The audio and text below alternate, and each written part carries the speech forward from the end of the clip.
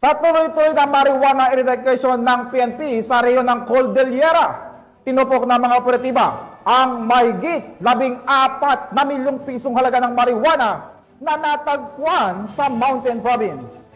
Sa parehong operasyon, na-recover naman ang isang loose firearm mula sa isang individual na agad namang kumaripas ng takbo ng mamataan ang mga operatiba.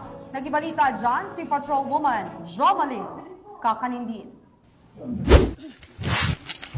Dahil sa mas pagpapaigting ng kapulisan ng Cordillera sa kampanya kontra iligal na droga, tinatayang nasa mahigit 14 na milyong pisong halaga ng fully grown marijuana plants ang nadiskubre ng mga operatiba sa isinagawang Oplan Balitok sa Saklit sa Danga Mountain Province nito lamang ika-16 na araw ng Oktubre taong kasalukuyan. Ayon kay Police Colonel Sebli P. Dawigay Jr., Provincial Director ng Mountain Province Police Provincial Office, matagumpay ang operasyon dahil sa pagtutulungan ng mga operatiba sa pangunguna ng Sadanga Municipal Police Station, katuwang ang Mountain Province PPO, RIU-14 at PDEA Mountain Province.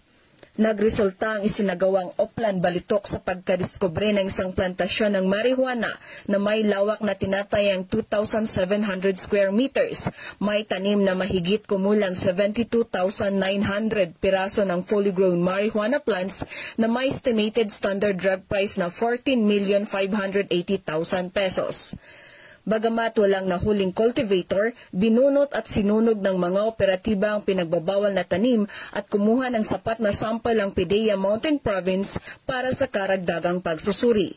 Samantala, ayon sa mga operatiba, habang pabalik sila patungong Saklit sa Danga ay namataan ang isang lalaki na nakaupo sa may daanan at dali-daling tumakbo habang papalapit ang mga ito. Na-recover ng mga operatiba ang isang caliber 22 rifle na walang markings, walang serial number at walang bala at agad na dinala ito sa tanggapan ng pulisya para sa kaukulang dokumentasyon at disposisyon. Ang matagumpay na operasyon ay patunay na kaisa ang pambansang pulisya sa pagsugpo ng mga aktibidad ng iligal na droga at pagtiyak ng kaligtasan at seguridad ng komunidad bilang pagsuporta sa adhikay ng kasalukuyang administrasyon tungo sa isang bagong Pilipinas. Dahil sa bagong Pilipinas, ang gusto ng pulis, ligtas ka. Mula dito sa rehiyon ng Cordillera, ako ang iyong PNN correspondent, Patrolwoman Jomalyn Kakanindin, alagad ng batas, tagataguyod ng Balitang Pulis.